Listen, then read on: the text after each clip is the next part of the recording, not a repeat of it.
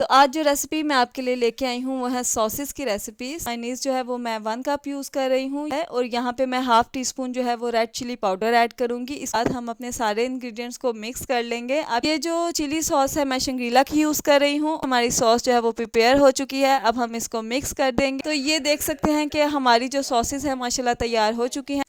بسم اللہ الرحمن الرحیم، اللہم صلی علی محمد وعلی آل محمد۔ السلام علیکم، welcome to my YouTube channel Asma food secrets. کیسے ہیں آپ سب؟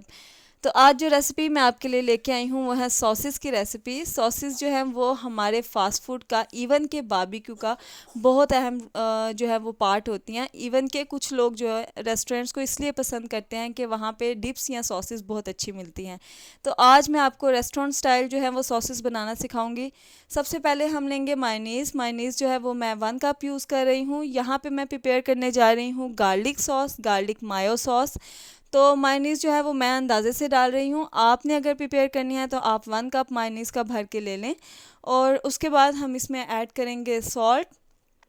یہ جو ساس ہے یہ بہت ہی مزیدار ساس ہونے والی ہے، کیونکہ یہ ساس عام طور پہ شاورما وغیرہ اور اس طرح کی جتنے بھی فاسٹ فوڈز ہوتے ہیں ان میں یوز ہوتی ہے۔ یہاں پہ آپ دیکھ سکتے ہیں میں نے سالٹ جو ہے وہ ½ ٹی اسپون ایڈ کر دیا ہے، اور یہاں پہ میں ½ ٹی اسپون جو ہے وہ ریڈ چلی پاؤڈر ایڈ کروں گی۔ اس کو آپ سکپ بھی کر سکتے ہیں، بٹ یہ میں آپ کو اشور کرتی ہوں یہ بہت زیادہ اسپائسی ٹیسٹ نہیں دے گا۔ تو یہاں پہ میں اس میں ایڈ کرنے جا رہی ہوں سرکہ۔ سرکہ جو ہے وہ آپ 2 ٹی اسپون لے لیں۔ اگر آپ کے پاس لائم جوس اویلیبل ہے تو آپ وہ بھی یوز کر سکتے ہیں۔ تو سرکہ ہم نے اس میں ایڈ کر دیا ہے۔ اب اس کے بعد ہم اس میں ایڈ کرنے جا رہے ہیں بلیک پیپر۔ بلیک پیپر کا آپ ½ ٹی اسپون لیں اینڈ دیٹس اٹ۔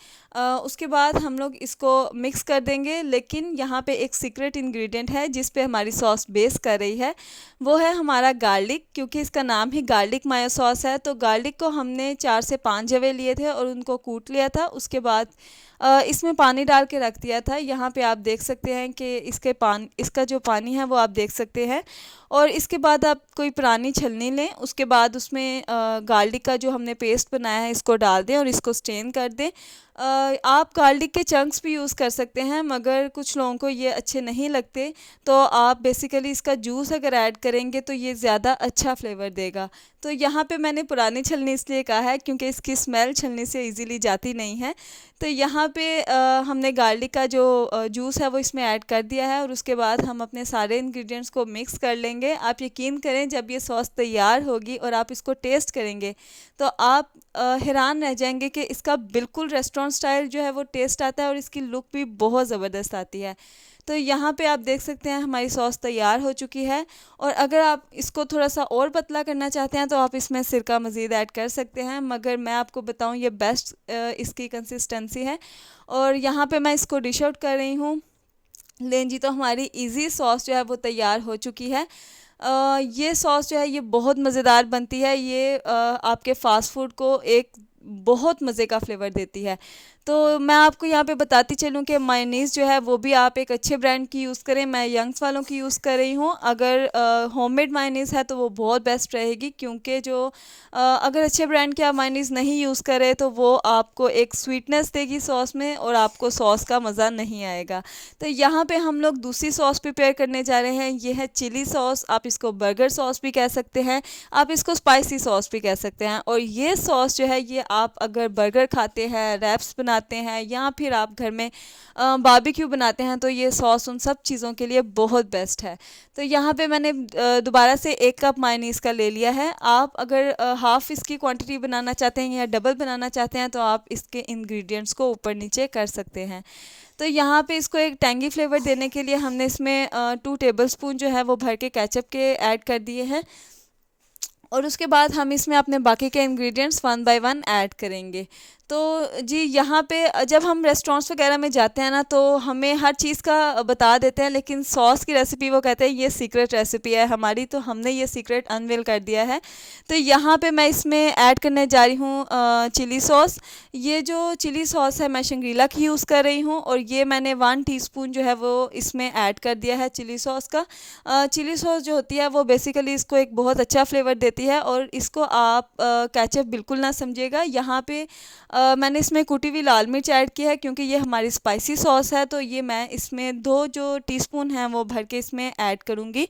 आप इसको कम ज़्यादा कर सकते हैं, लेकिन आप यकीन करें कि अगर आप स्पाइसी सॉस बना रहे हैं तो आप क्वांटिटी इतनी ही रखें तो बेस्ट रहेगी। इसमें सॉल्ट ऐड करने के बाद हम इसमें ऐड करने जा रहे हैं ब्लैक पेपर। ब्लैक पेपर जो है वो मैंने हाफ़ टी स्पून इसमें ऐड किया है एंड दैट्स इट। हमारी सॉस जो है वो प्रिपेयर हो चुकी है। अब हम इसको मिक्स कर देंगे और हमारी जो स्पाइसी सॉस है वो अल्हम्दुलिल्लाह तैयार हो चुकी है।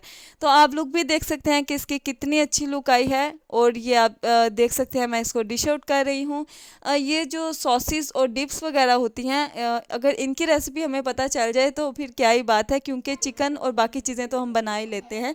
तो ये देख सकते हैं कि हमारी जो सॉसेस है माशाल्लाह तैयार हो चुकी हैं। उम्मीद है आपको रेसिपी पसंद आई होगी। अगर पसंद आई है तो चैनल को सब्सक्राइब कीजिए, कमेंट बॉक्स में लाजमी बताइए कि आपको मेरी रेसिपी कैसी लगी और दुआओं में याद रखिए। मिलते हैं इंशाल्लाह नेक्स्ट रेसिपी में, तब तक के लिए अल्लाह हाफिज़। हाँ, तो यहाँ पे एक बात मुझे आपसे पूछनी थी कि अगर आप किसी रेसिपी की डिमांड करते हैं तो आप उसको कमेंट बॉक्स में लाजमी बताया करें। इंशाल्लाह मैं कोशिश करूँगी आपको आसान तरीके से बनाना सिखाऊँ।